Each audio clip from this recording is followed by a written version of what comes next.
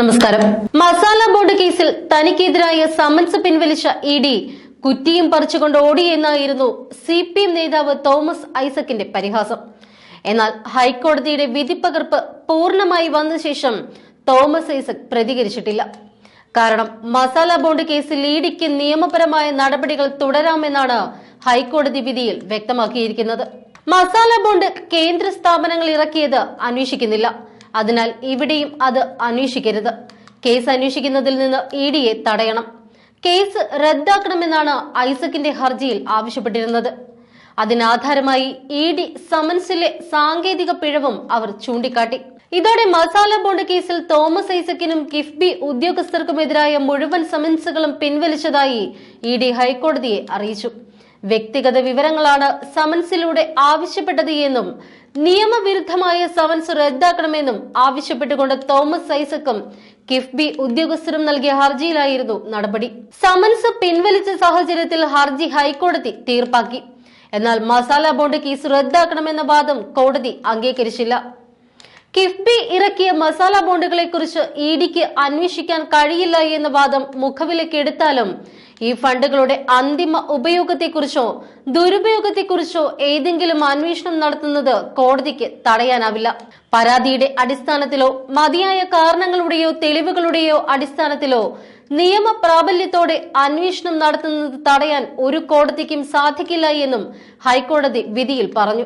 ഇതിനുവേണ്ടി Niharika infrastructure private ലിമിറ്റഡും Maharashtra സർക്കാരും തമ്മിലുള്ള കേസിലെ സുപ്രീം കോടതി വിധിയും കോടതി ഉദ്ധരിക്കുന്നുണ്ട്. അന്വേഷണത്തിന്റെ പ്രാരംഭഘട്ടത്തെ തടസ്സപ്പെടുത്തും വിധമുള്ള സ്റ്റേ ഉത്തരവുകൾ ഹൈക്കോടതികൾ നൽകരുത് എന്നാണ് സുപ്രീം കോടതി ആ വിധിയിൽ പറഞ്ഞത്. അതുകൊണ്ട് തന്നെ തനിക്കെതിരെയുള്ള ഇഡിയുടെ കേസ് റദ്ദാക്കണമെന്ന വാദം ഹൈക്കോടതി അംഗീകരിച്ചില്ല. ഇതുമായി ബന്ധപ്പെട്ട് BJP നേതാവ് സന്ദീപ് വാര്യർ ഇട്ട കുറിപ്പ് നോക്കാം. കുറച്ചു ദിവസമായി പോസ്റ്റ് ചെയ്യണമെന്ന് വിചാരിച്ചതാണ്. എന്നാൽ സമയമെടുത്ത് എഴുതണം എന്നതിനാൽ തന്നെ ഒരൽപ്പം വൈകിപ്പോയി. മറ്റൊന്നുമല്ല, ഇഡിയെ പറപ്പിച്ചു എന്ന തോമസ് ഐസക്കിന്റെ അവകാശവാദത്തെ സമ്പൂർണമായി പൊളിക്കുന്ന വിധിപ്പകർപ്പ് പുറത്തു വന്നിട്ടുണ്ട്. വിധിപ്പകർപ്പ് പുറത്തു വന്നതിനു ശേഷം തോമസ് ഐസക് അത് സംബന്ധിച്ച് ഒന്നും പറഞ്ഞിട്ടുമില്ല. വീരവാദങ്ങൾ മുഴുവൻ വിധിപ്പകർപ്പ് ലഭ്യമാകുന്നതിന് മുൻപായിരുന്നു. ഐസക്കിന്റെ കള്ള പ്രചാരവേലയെ ആസ്പദമാക്കിയാണ് കേരളത്തിലെ മാധ്യമങ്ങളും സൈബർ സഖാക്കളും ഇഡിയെ പറപ്പിച്ചു എന്നാവർത്തിക്കുന്നത്. KJ ജേക്കബ് ഒക്കെ എവിടെടാ ഇഡി എന്ന സ്റ്റൈലിൽ വെല്ലുവിളിച്ചിട്ടുമുണ്ട്. റുക്കോ സറ wait. WBC 2577/4/2022 Thomas Isaac versus Enforcement Directorate കേസിൽ ബഹുമാനപ്പെട്ട കേരള ഹൈക്കോടതി വിധി എന്താണ് പറയുന്നത് എന്ന് നോക്കാം. മസാല ബോണ്ട് കേന്ദ്ര സ്ഥാപനങ്ങൾ ഇറക്കിയത് അന്വേഷിക്കുന്നില്ല. അതിനാൽ ഇവിടെയും അത് അന്വേഷിക്കരുത്. കേസ് അന്വേഷിക്കുന്നതിൽ നിന്ന് ഇഡിയെ തടയണം. കേസ് ക്വാഷ് ചെയ്യണം. ഇതായിരുന്നു ഐസക്കിന്റെ പ്രയർ. അതിനാധാരമായി ഇഡി സമൻസിലെ സാങ്കേതിക പിഴവും അവർ ചൂണ്ടിക്കാണിച്ചു. എന്നാൽ കേവലം മസാല ബോണ്ടല്ല, അതിന്റെ യൂസ് കൂടി അന്വേഷണ വിധേയമാണ് എന്ന് ഇഡി കോടതിയെ അറിയിച്ചു. മാത്രമല്ല, വർഷങ്ങളായി പിന്തുടരുന്ന സമൻസ് ഫോർമാറ്റിലെ പിശക് മാറ്റി പുതിയ ഫോർമാറ്റിൽ ഫ്രഷ് സമൻസ് അയക്കാൻ ഇഡി പല കേസുകളിലും തീരുമാനിച്ചതും അതിന്റെ ഭാഗമായി നിലവിലെ സമൻസ് പിൻവലിച്ചതായും ഇഡി നിലപാട് വ്യക്തമാക്കി. അതോടെ നിലവിൽ നടന്നുകൊണ്ടിരിക്കുന്ന അന്വേഷണം തടയാൻ സാധിക്കില്ല എന്ന് Niharika versus state of Maharashtra കേസിലെ വിധിയെ ഉദ്ധരിച്ചുകൊണ്ട് ഹൈക്കോടതി പറഞ്ഞു. അതായത് തനിക്കെതിരെയുള്ള കേസ് റദ്ദാക്കണമെന്ന തോമസ് ഐസക്കിന്റെ വാദം അംഗീകരിക്കപ്പെട്ടില്ല എന്ന് സാരം. ഹൈക്കോടതി വിധിയുടെ പ്രസക്ത ഭാഗങ്ങൾ ഇങ്ങനെയാണ്. KJ ജേക്കബിനോടാണ് വെറുതെ ഇഡിയെ ചൊറിഞ്ഞ് വരാനിരിക്കുന്ന ഫ്രഷ് സമൻസ് നേരത്തെയാക്കി കൊടുക്കരുത്. തോമസ് ഐസക്കിന്റെ ഫേസ്ബുക്ക് കുറിപ്പിന്റെ പൂർണ്ണരൂപം ഇങ്ങനെയായിരുന്നു: എനിക്കെതിരായ സമൻസ് ഇഡി നിരുപാധികം പിൻവലിച്ചു. കുറ്റിയും പറിച്ചുകൊണ്ട് ഓടി എന്നൊക്കെ നമ്മൾ പറയാറില്ലേ, അതുപോലൊരു അഭ്യാസം. തങ്ങളുടെ കയ്യിൽ ചില പുതിയ വിവരങ്ങൾ കിട്ടിയിട്ടുണ്ട്. സീൽ ചെയ്ത കവറിൽ കോടതിയിൽ സമർപ്പിക്കാമെന്നൊക്കെ പറഞ്ഞു നോക്കിയതാണ്. കോടതി ചെവി കൊടുത്തില്ല. തെളിവുണ്ടെങ്കിൽ കേസെടുത്ത് അന്വേഷിക്കൂ എന്നായി കോടതി. എനിക്കും അതിനോട് വിരോധമില്ല. എന്റെ റിട്ട് എനിക്കെതിരായി ഒരു അന്വേഷണവും പാടില്ല എന്നല്ല, ഒരു തെളിവിന്റെയും അടിസ്ഥാനമില്ലാതെ ചുറ്റിത്തിരിഞ്ഞുള്ള അന്വേഷണം പറ്റില്ല എന്ന് മാത്രമായിരുന്നു. അതും കോടതി അടിവരയിട്ട് തന്നെ അംഗീകരിച്ചിട്ടുണ്ട്. വിദേശ വിനിമയ നിയമം ലംഘിച്ചെന്നോ കള്ളപ്പണം വെളുപ്പിച്ചെന്നോ വല്ല തെളിവുമുണ്ട് എങ്കിൽ അതിന്റെ അടിസ്ഥാനത്തിൽ കേസെടുത്തോളൂ. വിദേശ വിനിമയ നിയമത്തിന്റെ നടത്തിപ്പുകാർ റിസർവ് ബാങ്കാണ്. റിസർവ് ബാങ്കിനെ കോടതിയിൽ വിളിപ്പിക്കണമെന്നുള്ളത് ഞങ്ങളുടെ ആവശ്യമായിരുന്നു. 6 മാസം സമയമെടുത്തുവെങ്കിലും റിസർവ് ബാങ്ക് വന്ന് എന്നിട്ട് പറഞ്ഞത് എന്താണ്?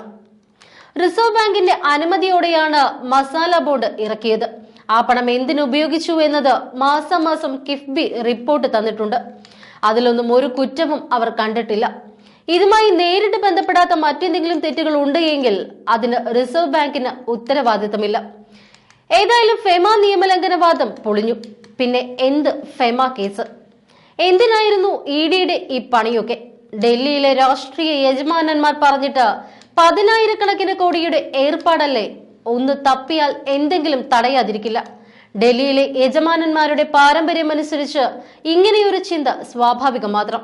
ഇനി അഴിമതിയൊന്നുമില്ല എങ്കിലും കേരള വികസനത്തിൽ വലിയൊരു കുതിച്ചുചാട്ടത്തിന് അടിത്തറ പാകിക്കൊണ്ടിരിക്കുന്ന കിഫ്ബിയെ അവർക്ക് തകർക്കണം.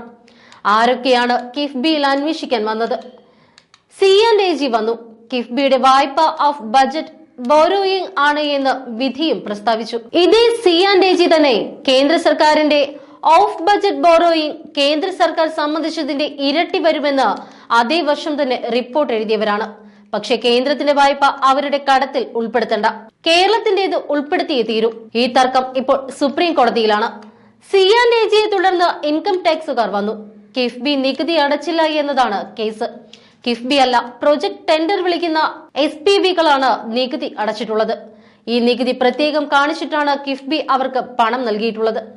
കമ്പ്യൂട്ടറിന്റെ പാസ്വേഡ് തരാം, നിങ്ങൾ സൗകര്യപൂർവ്വം എന്ത് രേഖയും പരിശോധിച്ചോളൂ എന്ന് പറഞ്ഞിട്ടൊന്നും അവർ ചെവിക്കൊണ്ടില്ല. 15 അംഗ സംഘം ഒരു പകൽ മുഴുവനും മാധ്യമങ്ങളെ സാക്ഷി നിർത്തി ജീവനക്കാരെ ബന്ദവസാക്കി പരിശോധന നടത്തി. അടുത്തത് ഇഡിയുടെ ഊഴമായിരുന്നു. ആദ്യം ഉദ്യോഗസ്ഥരെയാണ് വിളിപ്പിച്ചത്. ഒരു തവണയല്ല, ഏതാണ്ട് എല്ലാ മാസവും ഓരോ തവണയും മാധ്യമ ആഘോഷം. ഒരു തവണ വനിതാ ഓഫീസറോട് അപമര്യാദയായി പെരുമാറി. ചോദിച്ചത് തന്നെ വീണ്ടും ചോദിക്കുക, എന്തെങ്കിലും അറിയാനല്ല. അന്വേഷണം നീട്ടിവലിച്ച് നല്ലൊരു ധനകാര്യ സ്ഥാപനത്തെ തകർക്കാനായിരുന്നു ശ്രമം. പിന്നെയാണ് എന്നെ വിളിപ്പിച്ചത്. എന്തെങ്കിലും കുറ്റം പോലും ആരോപിക്കാതെ എന്റെ വ്യക്തിഗത വിവരങ്ങൾ ആവശ്യപ്പെട്ടപ്പോഴാണ് കേസ് കൊടുത്തത്. ബഹുമാനപ്പെട്ട ഹൈക്കോടതി സമൻസ് സ്റ്റേ ചെയ്തുകൊണ്ട് ലളിതമായൊരു ചോദ്യം ഇഡിയോട് ചോദിച്ചു. എന്ത് തെളിവിന്റെ അടിസ്ഥാനത്തിലാണ് ഈ അന്വേഷണമെന്ന്. 1.5 വർഷമായി ഈ ചോദ്യത്തിന് ഉത്തരം നൽകാൻ ഇഡിക്ക് കഴിഞ്ഞില്ല. റിസർവ് ബാങ്കിന്റെ മൊഴി കൂടിയായപ്പോൾ കേസിന്റെ കഥ തീർന്നതാണ്. എന്നാൽ മുഖം രക്ഷിക്കാനുള്ള അഭ്യാസങ്ങളുമായി പിന്നെയും കുറെ മാസങ്ങൾ വലിച്ചു നീട്ടി. ഒടുവിൽ കഥ ഇവിടെ എത്തി നിൽക്കുകയാണ്. ഇനിയും ഇഡിക്ക് അന്വേഷിക്കാമല്ലോ, നിശ്ചയമായിട്ടും. പക്ഷെ എന്തെങ്കിലും ഒരു തെളിവായിട്ടേ എന്നെ വിളിപ്പിക്കാൻ കഴിയൂ. അല്ലാത്ത പക്ഷം ഞാൻ വീണ്ടും കോടതിയെ സമീപിക്കും. ഇങ്ങനെയായിരുന്നു തോമസ് ഐസക്കിന്റെ പോസ്റ്റ്.